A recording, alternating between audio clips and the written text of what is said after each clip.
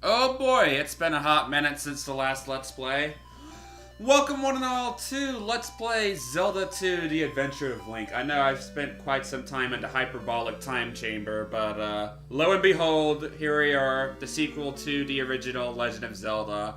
A direct sequel, I may infer, since most other Zelda games happen to be a prequel or sequel in some way, shape, or form many centuries after or before another Zelda game. So, yeah. This was still within what I'd like to call the early NES era in the sense that, well, it's 87, and people didn't really quite know how to make proper sequels. It wasn't really until 88 when games like Mega Man 2 popped up and was more or less a refining of the core gameplay rather than trying to have a different goal in mind. And unfortunately, Zelda 2 happens to fall within the latter category.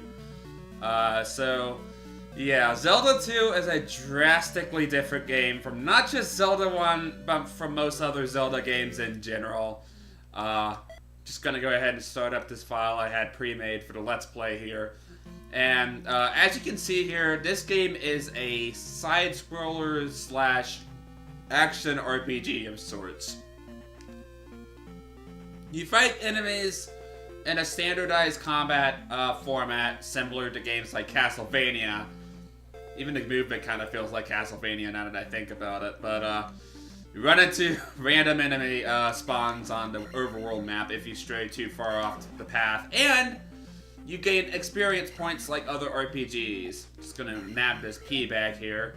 And with each level up, you have the option of going life, magic, or attack. When by option, I mean depending on how much experience you get based off the level up requirements. So, unfortunately, we can only go with life up, which I think definitely felt like a missed opportunity. I would have liked to have more freedom in choosing what I could do, just so I could put attack buffs on Link for free, but I digress. Really does kind of remind me of Paper Mario's level up system now that I think about it. But Zelda 2 is not without introducing some things into the Zelda foray. For instance, we now have actual towns. In the first game, the only way you can interact with NPCs was by finding them in random caves, and I found that kind of didn't really make much sense, given that it's supposed to be within the Kingdom of Hyrule, and you have a princess, and you're supposed to have castles and shit, and it's like, where's all the people? Where's all the villages? Like, this some kingdom this is, Zelda. But yeah, you can go to towns, you can talk to people, you can even go to certain buildings, to fill up your life and magic if you need it, like this lady here, for example. You just talk to one of the NPCs that happen to be roaming around outside of their house, and they'll give you free life or magic fill-ups, which is very convenient. But the real reason you want to come to towns is, generally speaking, there's always going to be a spell or a sword technique you can learn within each town. Mostly a spell. A spell is pretty much a guarantee for each town you visit. And it's kind of the main factor here that differentiates Zelda 2 from Zelda 1. In Zelda 1, you relied on tools like boomerangs and bows and bombs and all that shit to help Link in his quest to defeat Ganon. But no, this time around, you don't really have dungeon items per se. Like, you still have dungeon items, but they have more field use than, like, actual combat purpose, if that makes any sense. In Zelda 2, instead, you learn magic. And this is also the first game to utilize said magic. Within each town, you can learn a single spell, and this one happens to be one of the best of the crop. This here basically gives Link defensive capabilities similar to the blue and red ring from Zelda 1. But spells are definitely not permanent. As you can see, each area is divided up into screens, and depending on when you can put the magic spell into effect, the magic spell only lasts for that single screen, meaning if you scroll off screen into the next, the magic spell will immediately wear off. So it's like kind of a weird mix between temporary and permanent, if that makes any sense. So our goal here is that we once again have a few dungeons we need to go off and conquer. 6 palaces, in fact. And within each of them, we need to place crystals to gain access to the final dungeon of the game, and also gain its dungeon item. And much like Zelda 1 and most other Zelda games after it, you do indeed have locations where you can find hidden goodies or stuff like heart containers and magic containers. In fact, this is actually the only method in which you can gain heart containers. Because of the way the level up system works, the only way you're gaining heart containers or magic containers here is by searching for them in the overworld. You don't get them from bosses or anything like that. All you get is a guaranteed level up, and that's about it. So we're gonna head over here, grab ourselves a heart container for the road, and then kick this Goria's ass.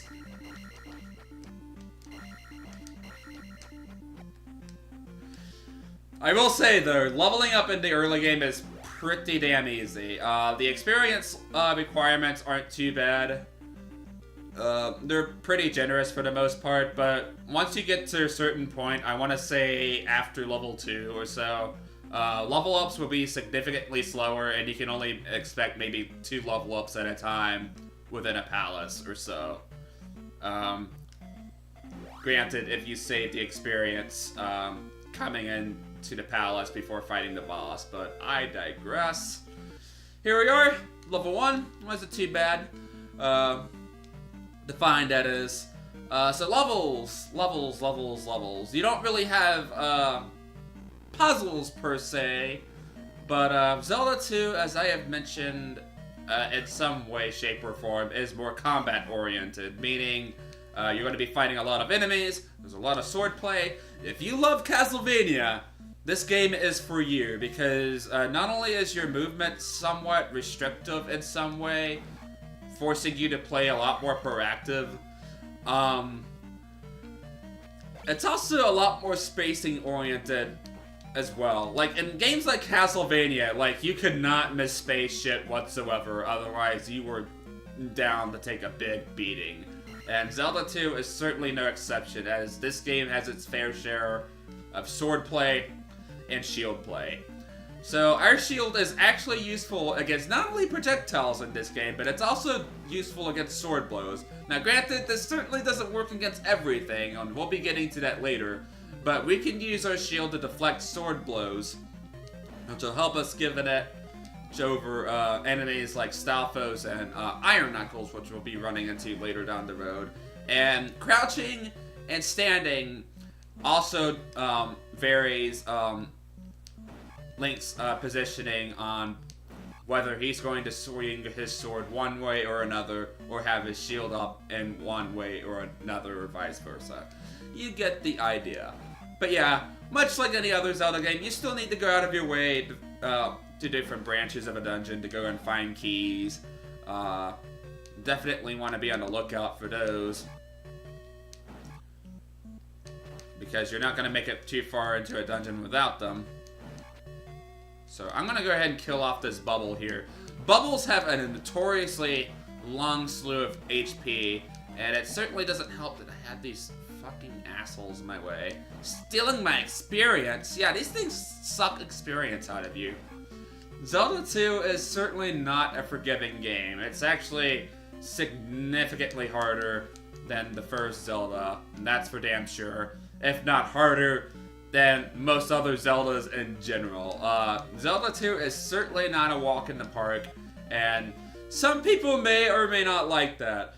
I don't think the difficulty is too bad. I'd like to say it's, you know, forgiving enough to where I can say it's not cheap for the most part. Now, I will say this. I do like Zelda 2. I'm not going to be a naysayer and say it's a totally bad Zelda game. I actually like this game more than Zelda 1, simply because, you know, with Zelda 1, I mentioned that it was a walkthrough game, you know? You had to go through, and you had to, like, really get the feel of the overworld before you could find out where the fuck to go. But with Zelda 2, something that it establishes that works its way into every other Zelda game after this is that it has a much clearer sense of direction than the previous game.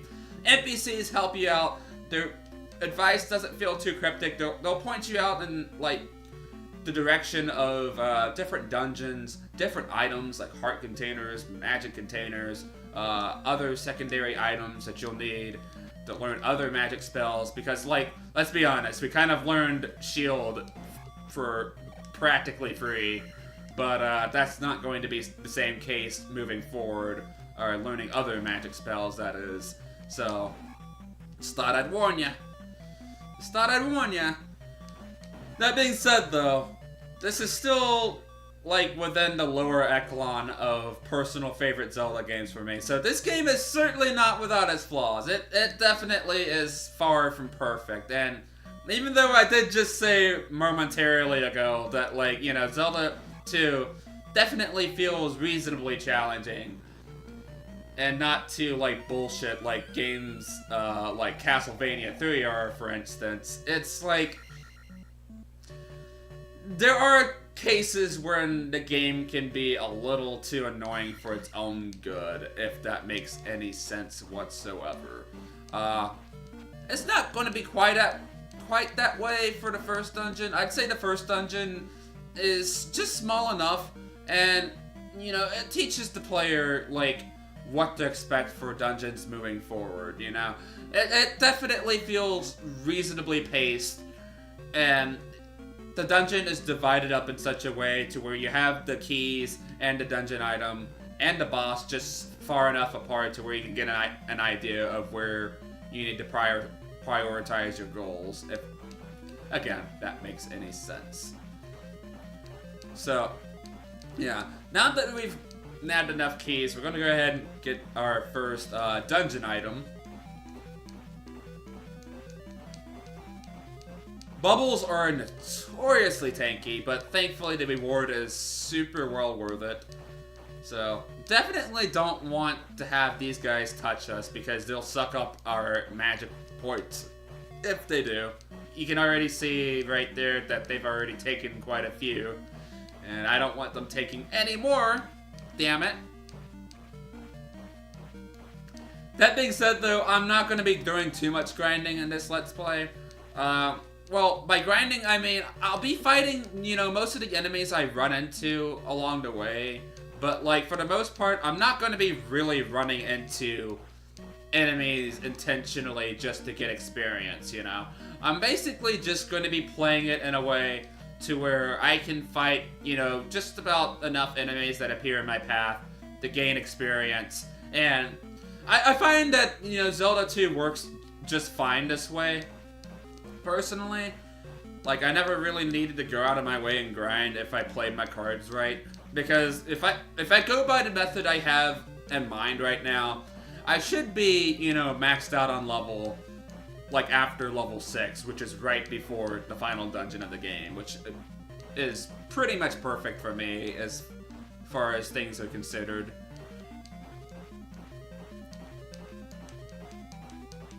These things are annoying, can't you tell? But I want that experience. I want it. I want it.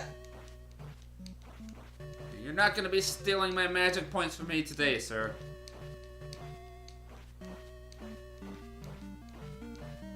Maybe I should start, like, speeding up these segments. Oh my lord. These things are way more tankier than I remember them being. Alright, so just gonna go ahead and hit us up with another life up. Will definitely be useful for the next room here, as we're about to be running into one of the most fearsome enemies in this whole game. Oh my god. Are you supposed to avoid that without trying to work your way around it, you know? Ugh. Enemy placement isn't 100% perfect. I'll go ahead and just say that right now. So, ooh. Slimes definitely have the most erratic movement for certain. Just gonna make our way through this bridge real quick, like. This game definitely does have a few moments of platforming here and there. It's nothing too particularly fancy, but if you've played games like, again, Castlevania, these segments will definitely feel familiar, that's for certain.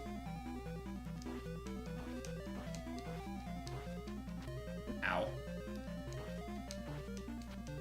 So I'm gonna go ahead and put on the shield spell, so I can have a better chance against our foe that we're gonna be running to in just a moment.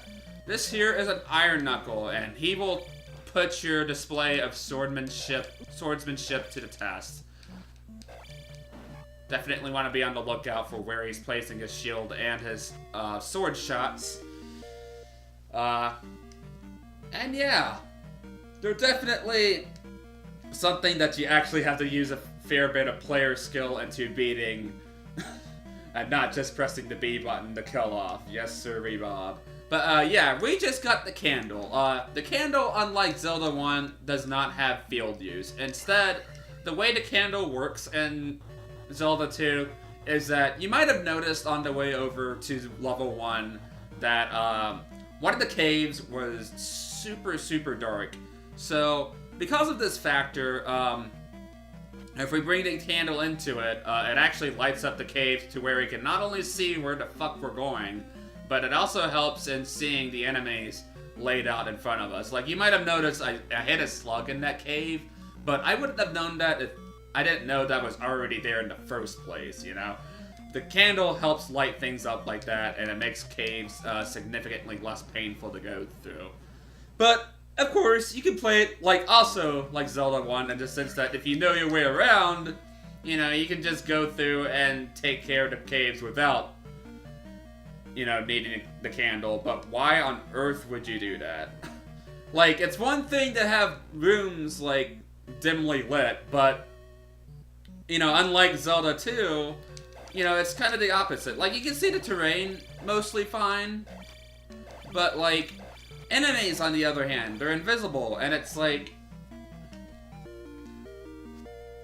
you know, when you're having to do swordplay against them, it's like, how on earth are you going to stand a chance, you know, without having those tools at your disposal, you know? So anywho, we're coming up to the end of level 1 here. I'm hoping to get a level up here after the boss. And I'm gonna go ahead and hit up another shield spell, just in case.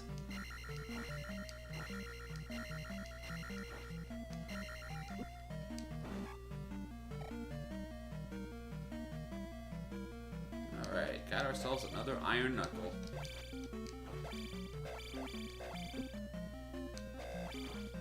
Ooh. Come on, sir.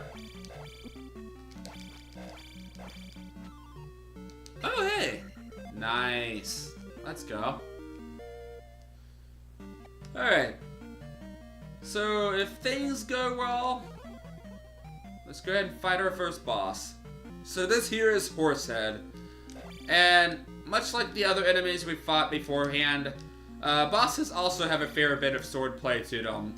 In this guy's case, we don't want to get hit by the club because our shield cannot deflect it, but we want to aim for the head. And it helps to do jumping crouch shots in order to get guaranteed hits, because the weak point here feels very specific. You can tell I'm clearly hitting the head, but just not perfect enough. And you want to hit it in a way to where it bounces Link back so he doesn't get hit by the club as he's doing so. And you just kind of rinse and repeat. Like, yeah, the bosses are a bit more involved in this game. Dare I say, kind of fun in some cases than, you know, Zelda 1's bosses were. But they're still, in some way, shape, or form, like, exploitable in some cases. Especially the final boss, oh my lord. But yeah, the reason I wanted that level up before going to the boss is because upon beating each dungeon, you get a guaranteed one. It doesn't matter how much experience you have, you'll get just enough experience to get yourself a free level up. So, if you happen to be close to one anyway, it's best to backtrack and fight a few enemies, get that level up, and then come back here when your experience is set at 0 to get yourself another guaranteed level up. And I find that works really effectively. So yeah, now that we finished up the first dungeon of the game, I think we'll head off to another cave in the distance here before finishing off the video. I'm surprised I got so much done in the span of part 1. But, yeah, we're gonna go ahead and head over here. Now, one thing I forgot to mention is that the enemy encounters on the map, they come in 2 different varieties. You have the slimes, and you have the little beast-like images there. And depending on which one you hit, will basically signify what kind of enemies you're going to run into on the field. So the slimes are the weaker set of enemies, and the beast-like looking forms are going to be your stronger set of enemies. So, with that out of the way, let's head over to this cave where we're guaranteed to be ambushed by enemies. So we're going to head into this cave in particular, not to just fight some Octorokies, but to get ourselves a guaranteed magic container. And I think we're in good shape for the next oncoming segments for sure, because we'll be doing a bit of sidetracking for certain before we head off into level 2. So let's head up here so we're safe from all of the enemy ambushes. And yeah, I'd say this is a good place to start. Stop the recording. So next time on Let's Play Zelda 2: The Adventure of Link, we're gonna head up to that cave up in the north and not get ambushed by enemies, visit some more towns, and see what lies before us in the south. So thank you guys for watching, and I'll see you guys then.